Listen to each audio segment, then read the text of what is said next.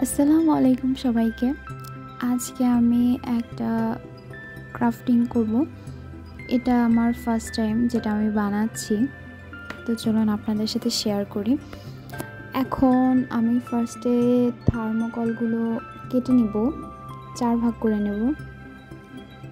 এখানে এই পিসগুলো আরও সুবিধা হয় যে আপনি লম্বা করে ফার্স্টেরটা একটু বড়, তারপর এগুলো একটু ছোট করে কাটবেন, তাহলে সুবিধা হবে। এখানে আমি সবগুলো এখন গ্লু দিয়ে লাগিয়ে নিব। বলেও আপনারা এই গ্লুটা ইউজ করবেন না, কারণ আমি ইউজ করার পরে এটা একদমই কাজ করেনি। তারপরে আমি সেটা ফেভিকল দিয়ে লাগিয়ে নিয়েছিলাম। তো এখন এই যে ওটা লাগানোর পরে এভাবে রাউন্ড শেপ করে কেটে নেবেন।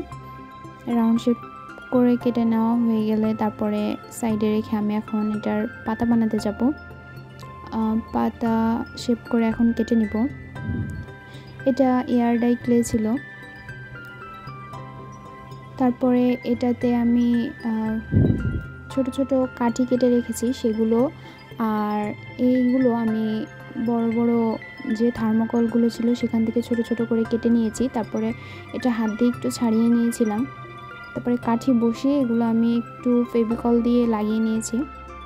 তারপরে এখানে হালকা হলুদ আর তার সাথে সাদা রঙটা দিয়ে আমি একটু কালার করে নিয়েছিলাম। আর এখন পাতার মধ্যে আমি কিছু শিরা এঁকে নিচ্ছি।